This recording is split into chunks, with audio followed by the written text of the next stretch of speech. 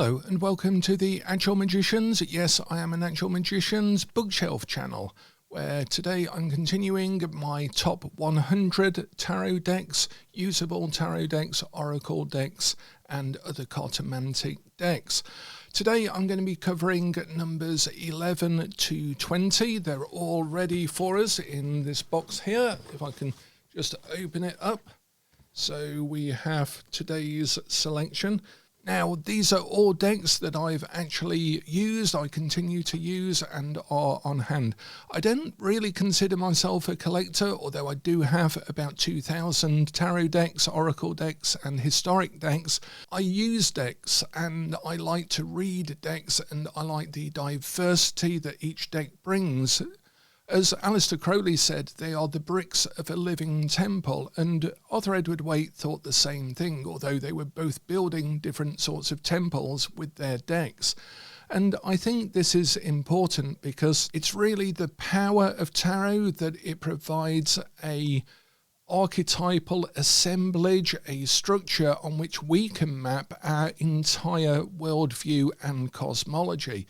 So, as my co-author Tali Goodwin says, the tarot is a blank Bible, and as such it's a powerful artifact that allows us to represent pictorially in an accessible way our worldview, our understanding, our map of the cosmos. And because it's atemporal and non-spatial, that is to say it bridges time and space, it allows us to connect through time and space into reality itself. And this is why it's such a powerful cultural archetype, and it has become such an artifact that instantly represents the occult, the unknown, the other world, something supernatural or transcendental in popular culture, popular media. In fact, as I record this, there's a new film, a horror film come out called Tarot. So it's still a popular and enduring artifact, but it has all of these deeper layers to it. And it's accessible as a pictorial system.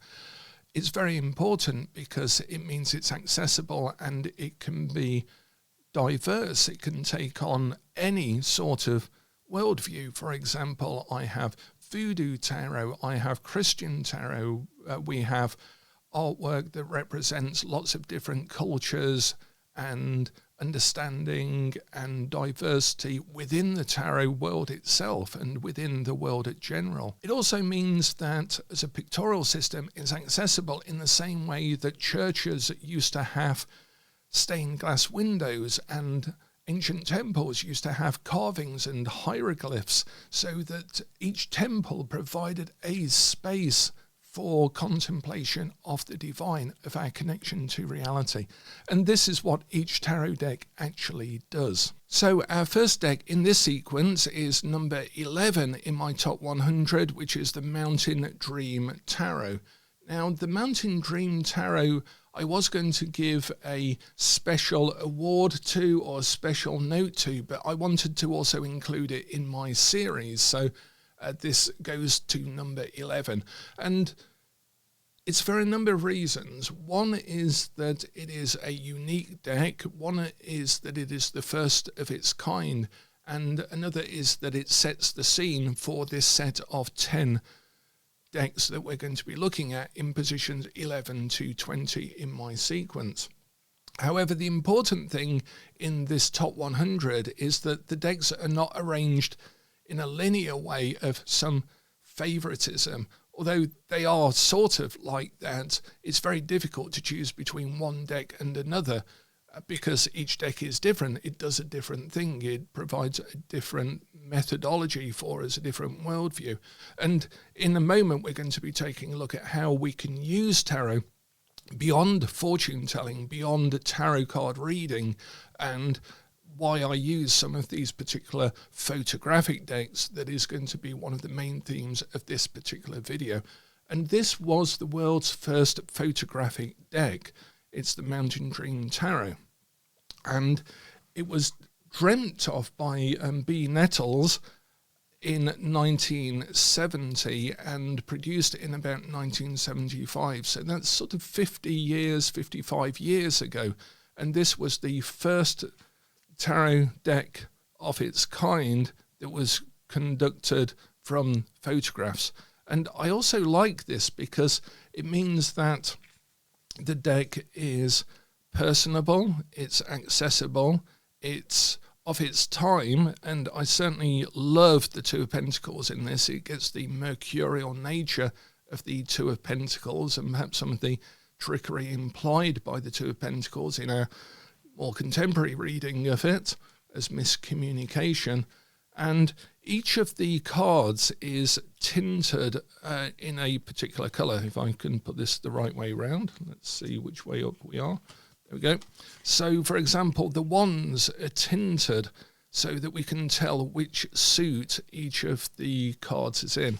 And I love photographic decks and mosaiced decks and collage decks, and you're going to see quite a few of those in my top 100. And even where I have a favourite deck, or even where a deck is out of print or totally unavailable now, I would encourage you to find your own personal favourite theme or style or method of using your tarot, and just be encouraged more by my passion and enthusiasm for my personal decks, as opposed to taking this as somehow a prescriptive list of decks for you to actually use and be interested in. Although I would encourage you, obviously, to source and buy any of these decks because they are all rather wonderful. I love the Magician, very much of the 70s, the mid-70s there. And one of my favourite Fool cards. I just love this card. I like the little dog-type figure down here. See that?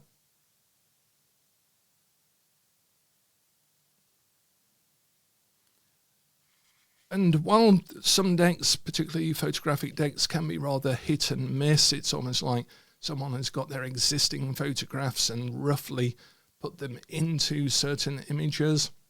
I find that with decks like the Salvador Dali deck and so forth, where the images don't always match perfectly what we might understand by a particular card meaning. But this one is a complete hit for every single card. I love the Four of Wands because that goes back to our research into Pamela Coleman Smith and the Waite deck. So it is Waite Smith inspired, and I love the sassy nature of the Queen of Swords here. Brilliant. Absolutely brilliant.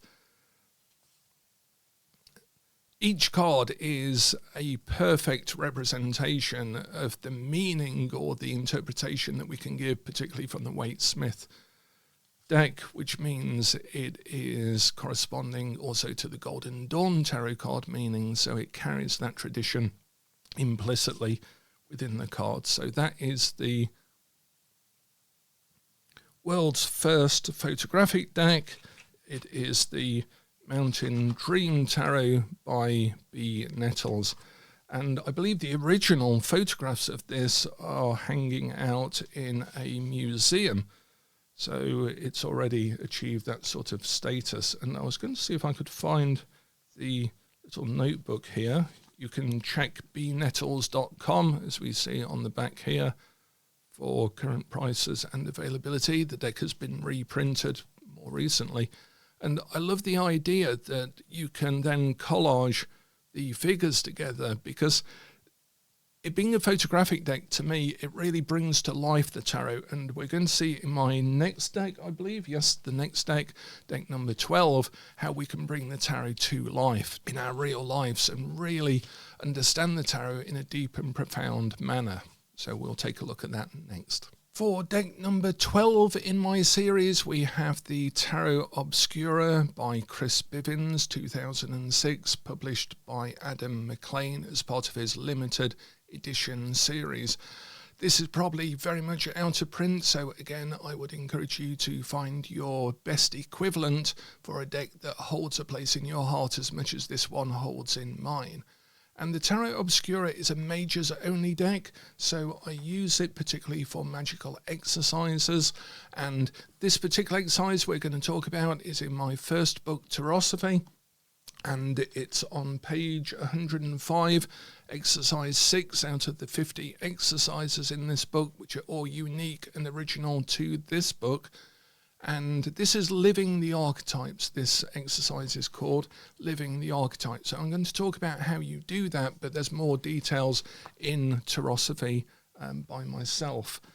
So what the exercise is, well, let's take a look at the Tarot Obscura first. And this is number 36 out of a limited edition. And again, I tend to use majors only decks for my occult and magical work with tarot.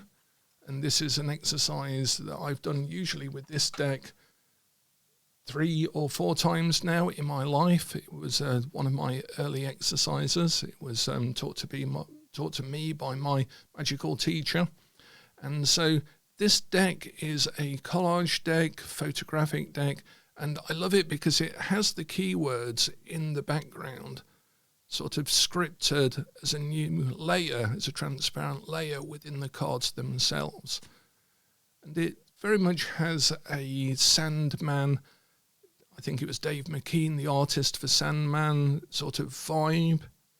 And the Sandman deck is actually a quite rare to get hold of deck as well these days. But look at these cards, they're brilliant and beautiful and very evocative, and as I say, they have the keywords, actually their conviction, confidence, and so forth, built into the card themselves. So it's a wonderful design. And just take a look through these cards. We have death here. I love the skeletal, but also the rebirth aspect of the butterfly on the card. World and so forth, the star with the child inside, a rather spooky looking child. I think perhaps it has the eyes of Ebad, the blue eyes from the Dune series as well, to get a sense of vision and so forth. The High Priestess card, and one of my favourite cards in here, if I can find it, is the Magician, which is illustrated in the Tarosophy book as well. So there we have one of my favourite magician cards of all time in this deck. Beautiful, beautiful image. Very powerful, strong image as well. So the exercise that I do with majors only decks in particular is that you get the magician card out to begin with, and you place it somewhere where you can see it. So you place it by your bed, by your altar, by your table, by your desk, or wherever it may be. And then you wait in your everyday life. You wait until the card manifests itself from an archetypal nature into reality about you. Now, in my case, the first night I tried this on the behest of my occult teacher, I got mugged. It had never happened to me before. 3 guys got out of a car in a very quiet town as I was walking home. We didn't live in a big city or a known trouble spot or anything like that. It was a very quiet town. And the car pulled up and 3 lads got out, asked me for some change, and then, of course, tried to get the rest of my money off me, which I gladly gave them as I only had a few pounds on me at the time. And it happened just round the corner from the police station as well, to add insult to injury. And I went home thinking, well, that was really out of the blue. And I suddenly realised that, of course, the magician is the mercurial figure as well as the nature that I had always ascribed to it up until that point. I think I was only about 18 or 19 when I did the exercise the first time. And it really turned my head back to the mercurial nature, the fact that the original magician was a charlatan, was a conniver, was someone who was a trickster figure and so forth, and also the god of thieves. So I really got to see the magician in action, and it completely altered the way I feel and see this card for every tarot card reading I ever did and have ever done and ever will do since that time. So you wait until the event transpires, which will be quite remarkable. And if it isn't, then it isn't the event that you're waiting for. And then you move on to the next card. So then you turn the High Priestess over and wait for her to manifest somewhat in your life. And one of the interesting things is when you finish the exercise with a major deck, and you don't use the Fool card in this because you are the Fool, you are the spirit, you are the freedom that is going through the archetypal nature. So you are recreating the Fool's journey through the entire deck in your actual life. The exercise can take anything between 3 to 8 months, so you do have to be patient and work with it. It's a good exercise in discipline. It's a good Zelator Theoricus exercise as well in our occult grade system, because it instills discipline and patience and observation into the student. So that's very useful as well. But one of the things that I later came to find, and I think this was hinted to me by my teacher, but also is something that is even more substantial and transcendental about this, is that the card will manifest in your life. Not only the event, but the way in which it manifests is true to the archetypal nature of it. It cannot not be. So the High Priestess manifests in a far more subtle, behind the veil sort of way than the Magician. The Magician is always, the event related to it is brash, in your face, a clear communication from the other, from the outer, and it is like that. And then it really contrasts very much with the way in which the High Priestess works. So if I find the Wheel card, for example, the Wheel card often manifests in some event that happens time and time again. Before you realise that that's what the wheel is doing, what the wheel is communicating to you. So the Wheel card will manifest in a way that is of its nature, repetitive, cyclic, something that changes things and changes them again and keeps changing them in a cyclic way until you realise that you're on the behest of the wheel in life itself. So you really get to live the archetypes, and that's what I call the exercise, is living the archetypes, and that's in my book, Tarosophy. And it's a great way of getting to know a deck, but also getting to know the tarot. It's one of the ways in which great tarot readers, I think, understand the tarot is, as we mentioned before, as a living brick of the temple being the temple that we are building with our lives. This is our workshop, this is our temple, and the tarot is a useful illustration of it. So that is the Tarot Obscura by Chris Bivens, 2006, one of the limited edition that Adam McLean actually published. And say, unfortunately, it may be out of print now. I think it probably is, but it's one of those decks that has stayed with me for years and years and years. And deck number 13 is similar to the one we've just seen, the Tarot Obscura. This is the Abyssal Tarot by Shelley Corbett. And guess what? It is another photographic deck. And I love the design of this. I think that is a limited edition as well. I don't know if the camera will pick that up. There we go, 180. But have a look at the design of the deck. There's a wand, a knife, a cup, and a pentacle on it. So the deck box itself is its own little altar. And this is how I've used this. I think I used this in the second or third run that I did of the Living the Archetypes exercise in my life. Usually I allow at least 5 years between each exercise. In one case it was about 15 years before I did it again, because of the impact that this exercise can have on your life as well. And also taking time to learn the lessons from it. So I believe this deck was photographed underwater, and so it gives it a very ethereal sort of sense. So there we have Death, there we have the Nine of Swords, and again, this is far more, we have the Four Elements motif repeated on the back of the cards. This is far more ethereal, so it needs more intuitive reading for it.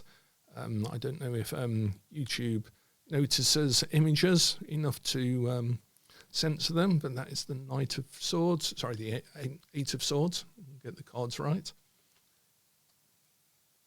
The Seven of Swords, notice the face in the background there.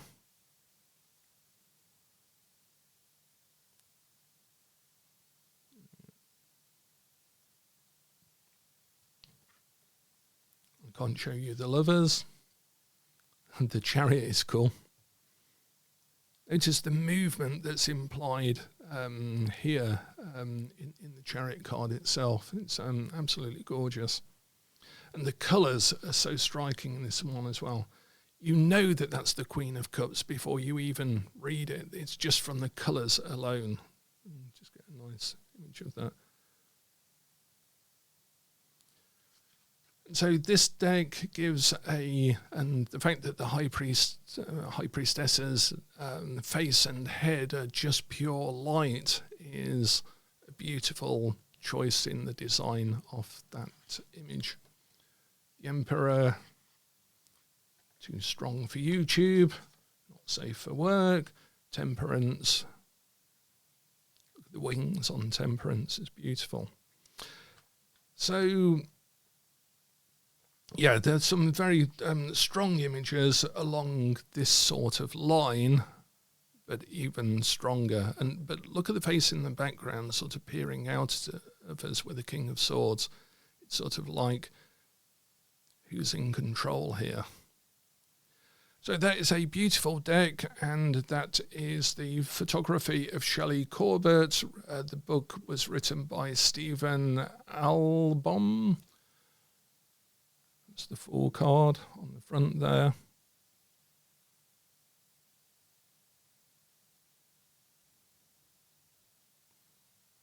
And that is the Abyssal Tarot by Shelley Corbett, another photographic deck, and number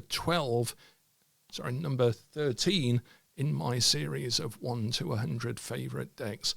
And to say, these are not necessarily in exact order of my favouriteness, because each deck gets used for a very different type of reading, a very different type of purpose.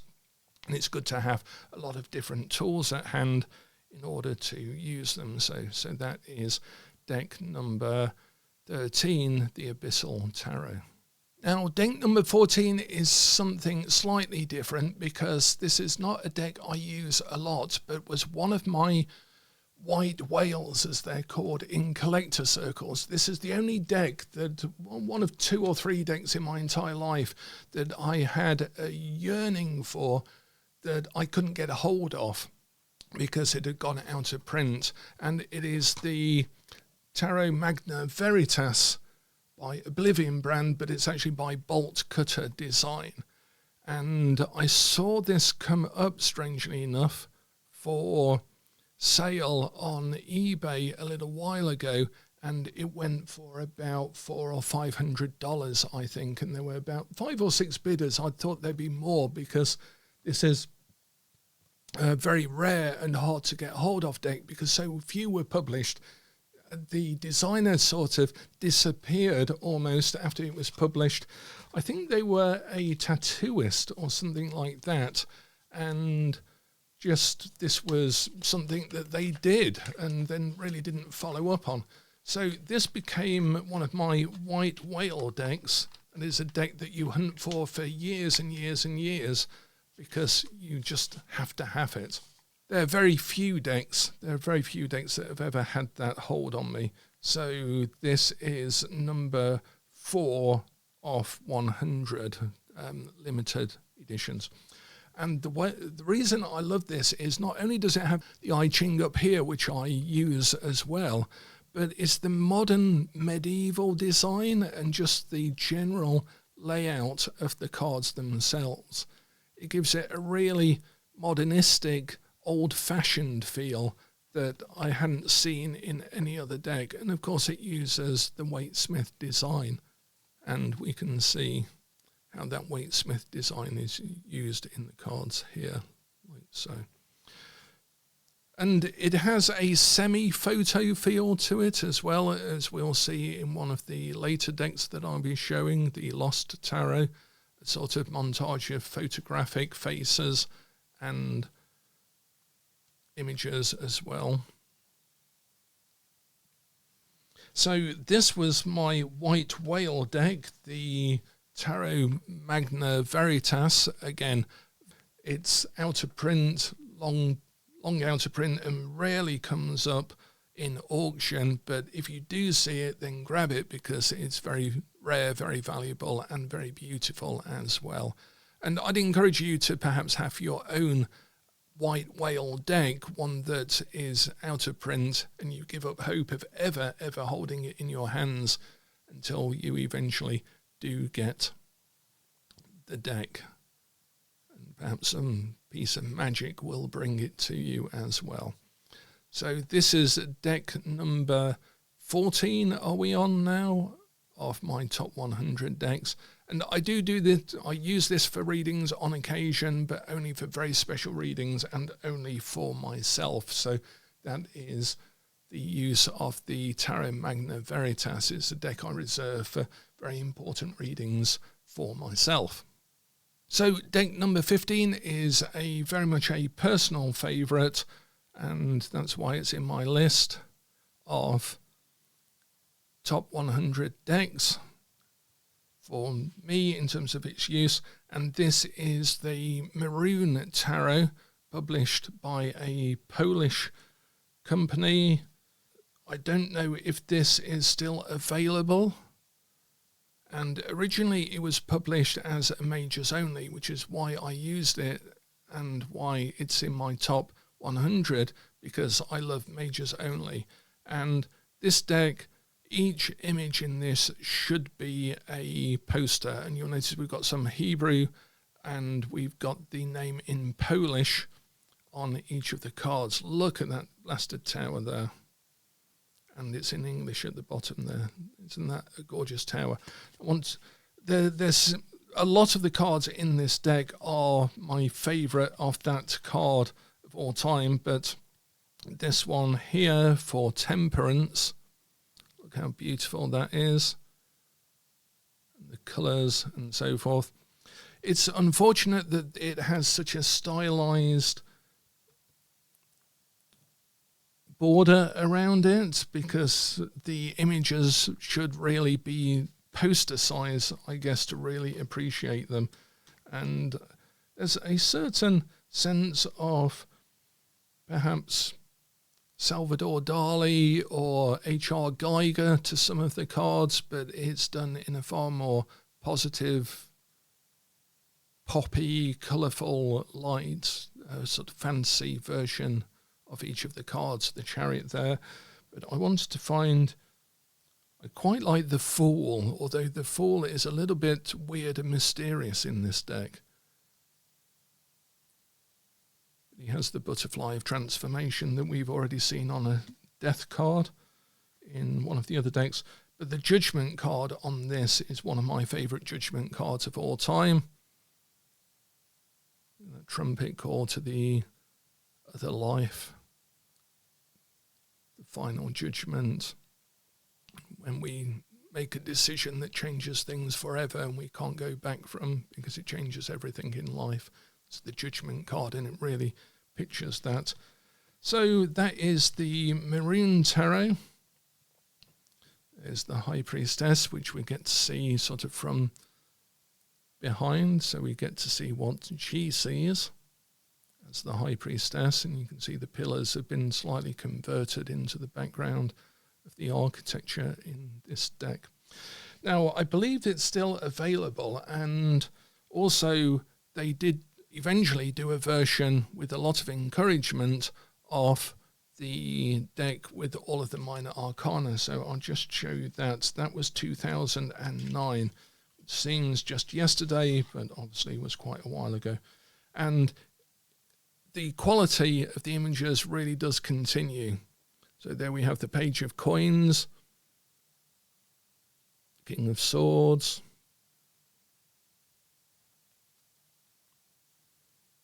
back to the Majors with the Magician there. This wonderful Three of Wands, where it's really taken the shipbuilding idea to heart. And one of the reasons this deck was really, really important to me personally, and we used it for the very first issue of our tarot magazine back in the day, Tarosophist International, is because of this image that was teased when they first released the deck, and this is the Page of Wands. And I'd never ever seen a deck at that point where the Page of Wands is shown as the page to the knight. And it just struck me at the time, of course, that's what the pages were. They were assistants to the knight. And here we have the page actually holding the reins of the horse of the knight. And I thought that is such a wonderful concept. And notice how his staff is blossoming with the nascent youth, that the page will eventually become the knight as well. And it just, and the knight appears this sort of unreachable, heroic figure in the mind of the page that they are aspire to, that they are worshipping almost and seeing as a role model. And that's why the knights are so important in the deck, because they provide role models for the other cards and indicate role models in our life as well. So the Page of Wands there, and I thought that was mind-blowing at the time, that no one had ever thought to do something like that with that design. And so I fell in love with the rest of the deck and the Majors Only version of it quite quickly. And I'm just trying to find some of the other coins. So the 9 of coins.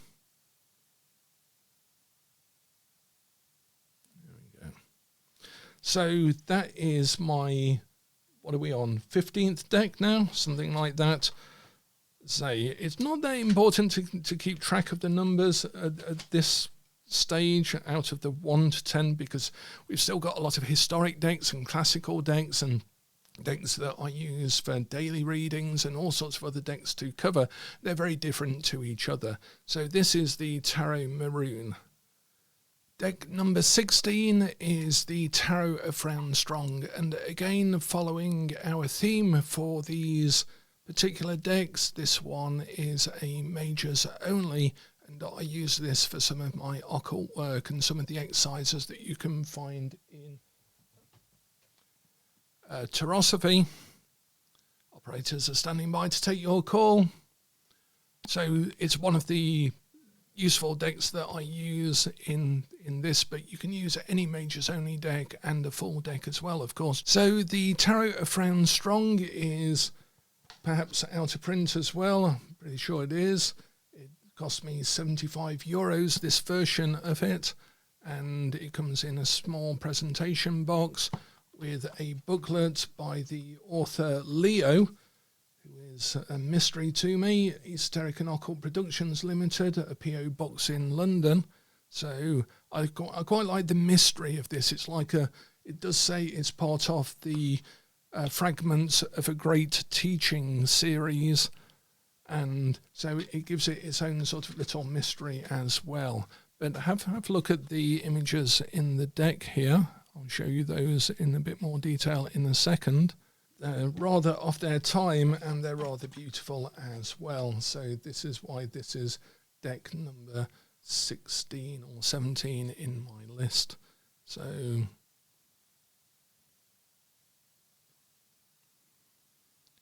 and I love this deck because the symbolism always has something to teach me every time I look at the deck, every time I open the deck and look at it anew.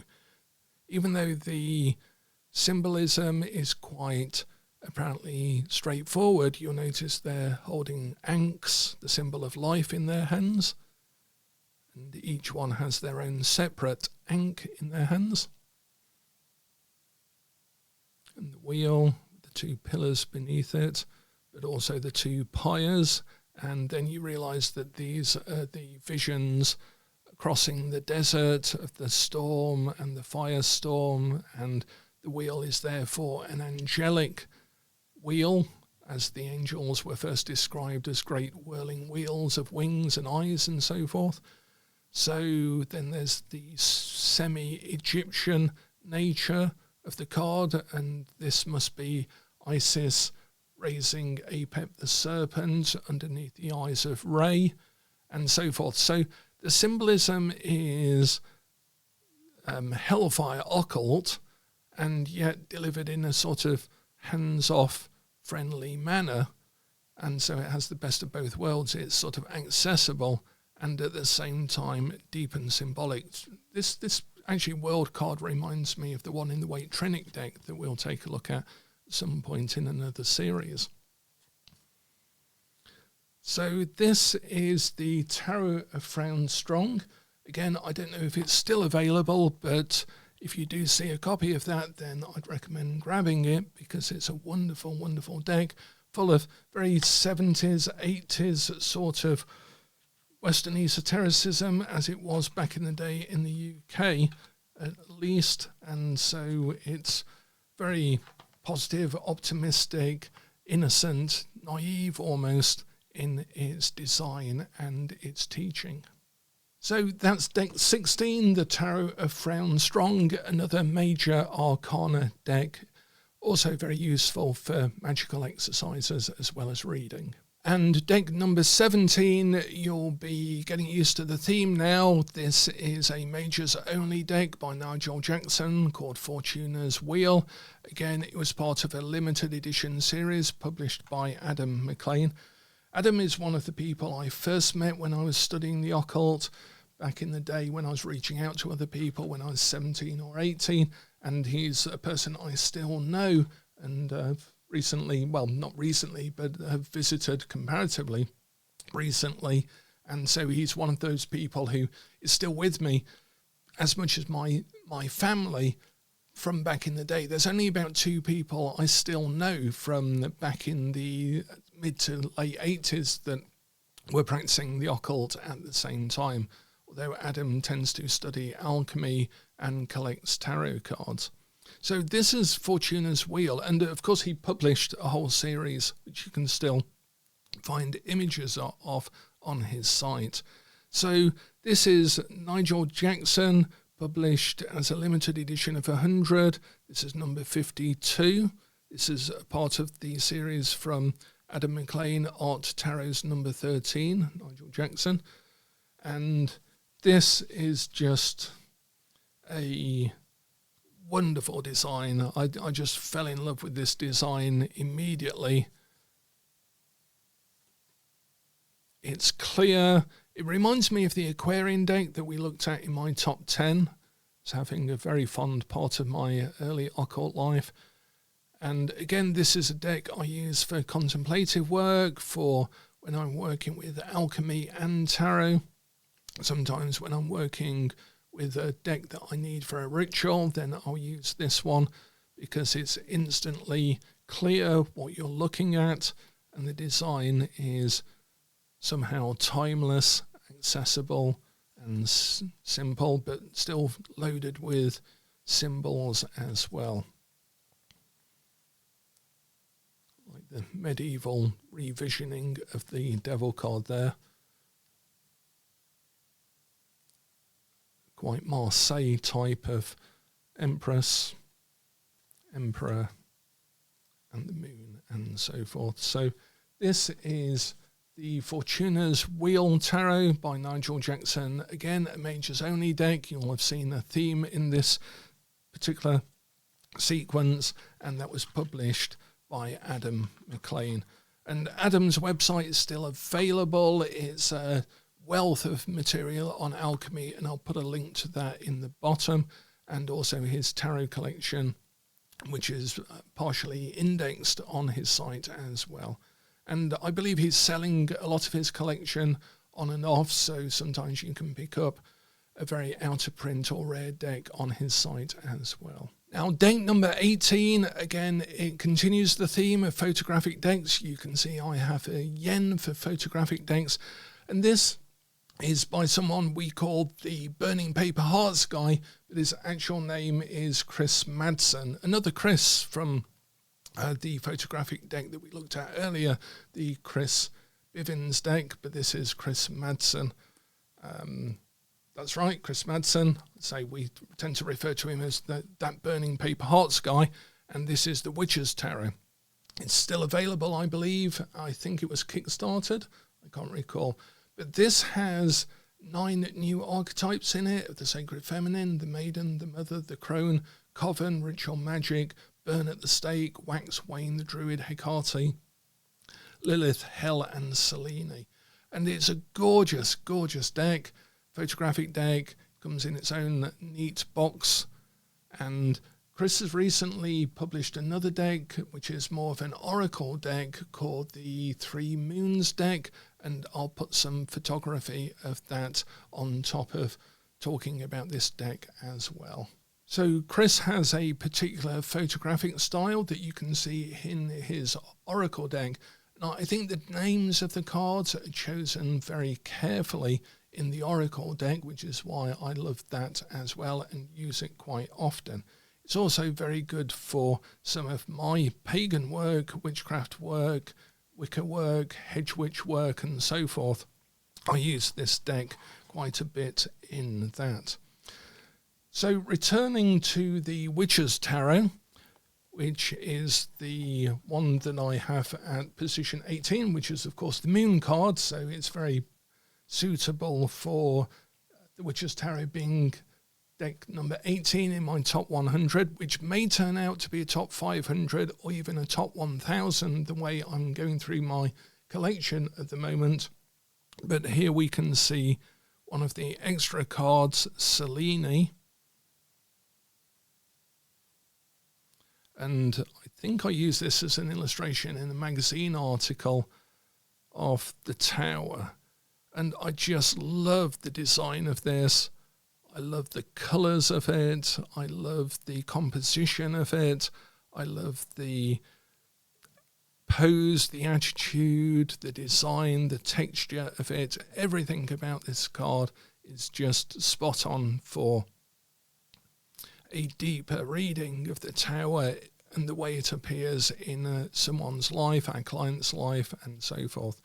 I've not used this deck for reading for other people yet, but it's certainly something that I would want to do at some future point. So the Wheel of Fortune. One of the extra images, the Burn at the Stake, which is a wonderful take on the idea. Sometimes we burn on our own pyres. We've entirely built them ourselves and strapped ourselves to the pole and then set light to it. So that was a good way of representing that. The Six of Coins. And some photographic decks can be a lot weaker on the minor arcana depending on the photographer's understanding of the deck. But as we'll come to see in a later deck, the Ghetto Tarot by Alice Smeets, a photojournalist, sometimes the photographer really has an understanding of the tarot, an understanding of the visual communication of photography itself, and as a result it really brings the tarot cards to life rather than smothers them in symbolism that doesn't quite work for that particular idea or interpretation of the card as a modern reader would have it. So here is the Three of Swords, here the Five of Cups, and as we've looked at in our Instagram series recently of the Tarot Toy Theatre, we can actually use things like grasp, the position of the hands, and glance, the position of the eyes, in interpreting a reading. This shows the attitude of the client. This shows their position or their current activity with regard to themselves. Is their hand open? Is their hand closed? Is it fighting? Is it ready?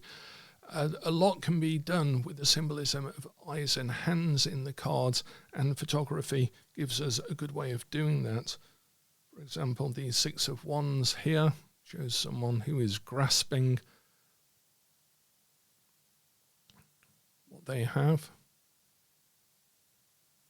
and their glance is very straight at us, very direct, very forward, and so forth. The Nine of Wands.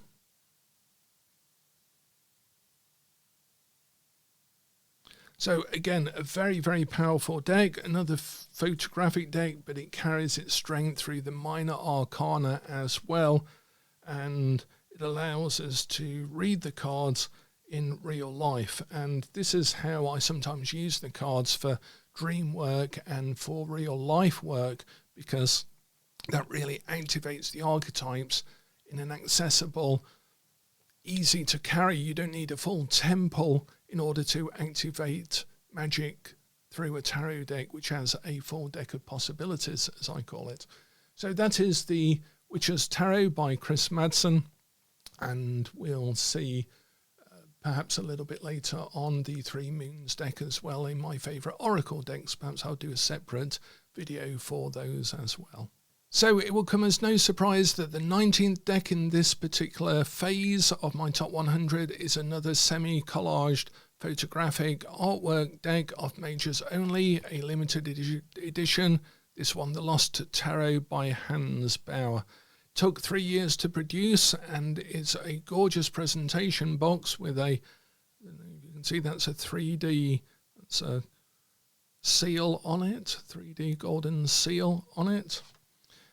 And this is a limited edition of 500, number 136 by Hansjurgen Bauer. And the guidebook was written by Carly Fisher. See there. And I love the presentation box, and there's a narrative behind this deck, why it's called The Lost Tarot, and we take out of it a testament, seem to remember, in a sort of poster-sized testament. I'm going to open it. That comes with the deck of Mr.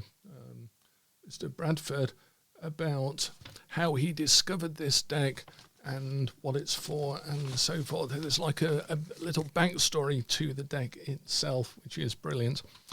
And so the deck itself, I'll just sort that out. So again, by Hansjurgen Bauer, Carly Fisher wrote the companion guide.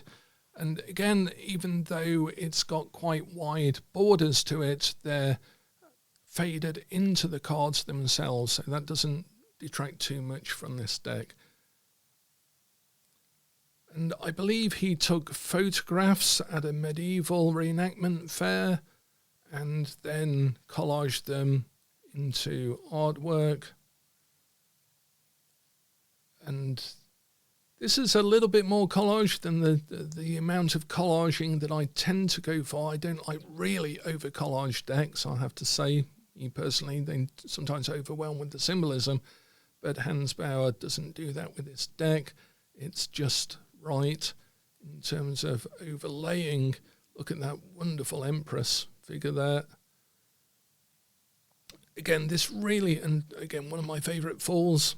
I love the crocodile here. That's a nod to the Egyptian mythos behind the tarot. Well, the alleged mythos behind the tarot. It's often conflated with ancient Egypt, though it had nothing to do with it other than in the eyes of modern, or relatively modern occultists. I love this ring up here for the Chariot. So this is a deck that I use, again, sometimes for my own readings, and one just makes me laugh.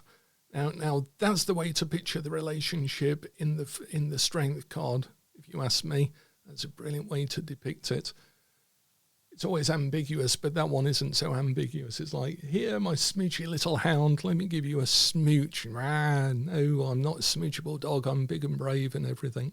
So, yeah, I love this deck because it immediately communicates the nature of the cards themselves.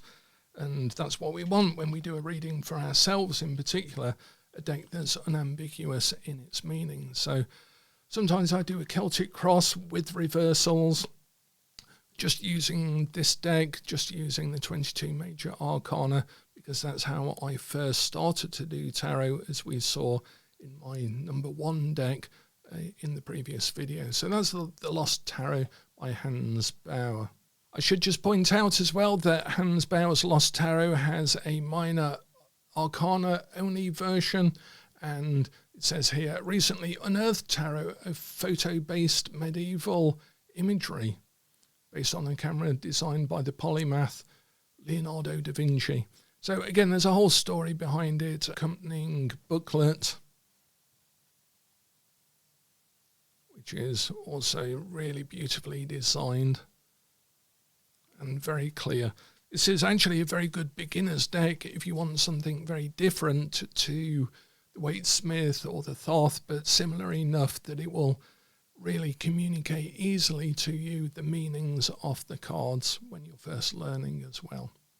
So a good deck for both the advanced student or advanced reader and beginner as well. The Lost Tarot by Hansjurgen Bauer. And the last but not least of the decks to come out of the box for my positions 11 to 20, in at number 20 is the Golden Tarot by Cat Black. The Golden Tarot by Cat Black, published by US Game System. Now, why is this my 20th favourite tarot deck out of the several thousand that I have? It's because it is not a photographic deck, but it is a montage or collage deck. And at first, there might be a worry that the images are not selective enough, that they are not close to what I would usually use as a reading of the card. So I have to read from the deck rather than read from my experience or expectation of what a card means, which is fine to do. That's a good way of doing it. Get a deck that's really different to one you usually read with, and cast aside all of your previous notions of what the cards mean and just read straight from the deck intuitively. And that can be a very powerful experience and a new learning experience, and really get a new deck to talk to you as well by not overlaying previous readings. And also, as I mentioned before, a deck can be way over collage with too many things or too few things. I love the Page of Wands, as we looked at in my first video. It's one of my favourite cards because it signifies my own quest for whatever the magical quest is. And that's always encapsulated for all of us in the Page of Wands.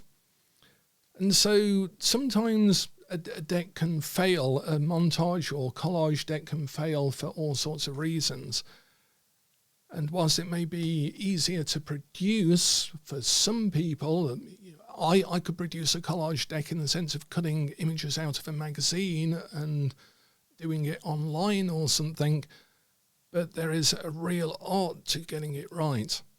And in Cat Black's deck, one of the amazing things is when you look at the booklet and see where she has taken each of the cards from, all of the artwork that's in each particular card, you realise that sometimes just the flag or just a horse's head or one aspect of it has been specifically collaged, montaged into the image itself.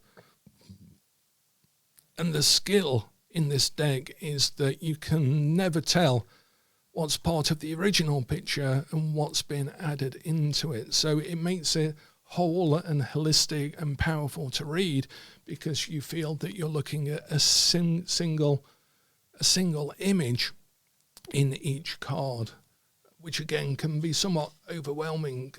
Things like the Voyager Tarot and so forth, they're very powerful, very good and so on, but sometimes for me personally, I find the number of symbols a little bit overwhelming just for my brain. But again, your tarot may vary. So the Five of Cups. So, as Cat Black says, the Golden Tarot is a compilation of collages, poignant images of gentle beauty and human frailty that came from a time of violence, pestilence and oppression. These images speak to me of a truth that is timeless and hope that flowers even in the darkest conditions. It is my hope that they speak to you as well. And this is definitely a deck that speaks to me, and that's why it's number 20 in my series of my favourite decks. The top 100 out of the several thousand that I have and have used over over the last 45 years. So this is still available. It's published by US Game Systems, and I'd highly recommend heading to their site and making sure that you buy an original copy of this and not one of the knockoff versions of so many tarot decks that are currently being hawked all over the internet. You do yourself and ourselves no favours by ever buying, knowingly buying at least, fake items, stolen, copyright images. But this is the Golden Tarot by US Games, first published in 2003. Gosh, that seems a long time ago now. I guess it was. So this was published 21 years ago, and I think I bought it at the time, and I used this as my replacement for the Waite Smith Tarot that I was feeling that I was overusing at the time, and this was enough of a jolt to get me relearning the cards and really re-engaging with them all over again. So that's another good way of utilising a new deck or a different deck, just to jolt yourself out of your usual way of reading. And this is a deck that I use for dream work, and one quick way, again, in Tarosophy. I don't know if I mentioned the book already in this video, but in Tarosophy, where I tried to put down all of the ways I use tarot. So in Tarosophy, there are several methods of utilising tarot outside of the box, and the Golden Tarot is one I use for dream work, where I will meditate on a card, enter into it, and then allow the card to speak to me through dreams, particularly if I have a question. And that's very particular with the court cards I use for that, because that can represent aspects of yourself. And often a question you're asking is about other people in your life, and the court cards is a good way of representing that. So you either do a 3-card reading with court cards only, use those 3 court cards, imagine a conversation you're having with them as you go to sleep, and then see how that activates in the dream. And the Golden Tarot is a really good set of court cards for doing that. That's what I found anyway. Again, you may find your own favourite deck for court cards in particular that you want to use in that way for activating dreams and parts of yourself within dreams in a more dynamic and active way. Another way of using tarot outside of everyday reading. So that's the Golden Tarot by Cat Black, published 2003, US Game System, and that's number 20 on my top 100 decks. So thank you for exploring with me my top decks number 11 to 20 in my current series of top 100 decks. Again, this is not a prescriptive list, certainly not, but hopefully I can give you some ways of using the tarot that you might not have considered, and encourage you to find your own personal top 10, top 5 single favourite deck for a particular purpose, whether that be dream work, ritual use, magical work, personal insight, self-development, initiatory work, and so forth, outside of everyday reading, which again is perfectly possible. It's why these decks are designed, but it's not the only way you can use tarot, and I hope to encourage you with other ways as we go through this series as well. So until next time, we will have our decks number 21 to 30, and I'll be looking at perhaps some older and classic decks in that particular part of the sequence of my top 100. But until then, as we say, the worker is hidden in the workshop. Thank you.